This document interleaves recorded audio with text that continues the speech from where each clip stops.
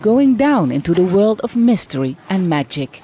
Anwar's business went bankrupt. Now he spends his last money on the only person he believes can help him, Ki Joko BODO, the richest and most successful witch doctor in Indonesia. Diisap 7 kali. In his underground cave, JOKO BODO uses his own medicines: candles, swords, dolls and perfume.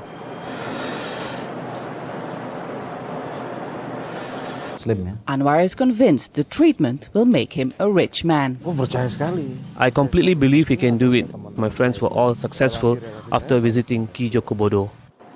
Upon request, the witch doctor also performs black magic. He even tells us that people order him to kill their political opponents by using magic, something he says he can do. Of course, it's against the law, but please prove that it was done through magic.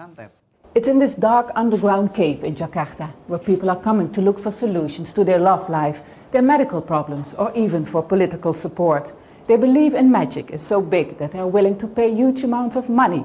Even the most devout religious people think that magic is their last resort.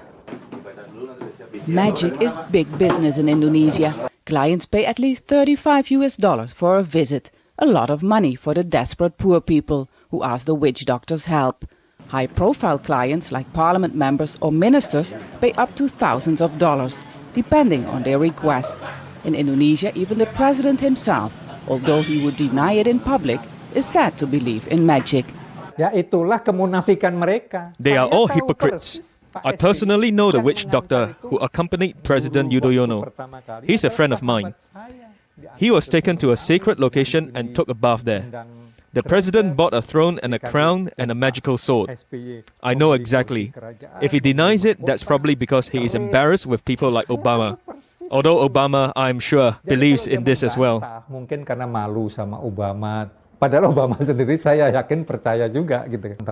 Besides of being a former parliament member, PERMADI is one of the country's most well-known mystics. He thinks Indonesia's magic business has gone out of control and should be regulated by the government.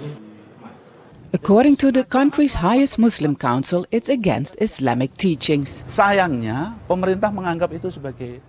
too bad the government treats this magic as part of Indonesia's culture. Of course, culture, like our natural resources, should be protected, but culture that misleads and fools people should be wiped out. This should be forbidden. Ki Joko BODO has made a fortune with his magic. He has built houses like castles and owned several expensive sports cars. He doesn't believe that what he does is wrong. Many things are forbidden. Drinking is forbidden. Prostitution is forbidden. But this is my reality, the reality of Ki Joko BODO. As long as people are willing to pay huge amounts of money to fulfill their dreams with magic, Ki Joko BODO will be able to expand his fleet of cars. It doesn't seem likely the government will stop him anytime soon. VAESSEN, Al Jazeera, Jakarta.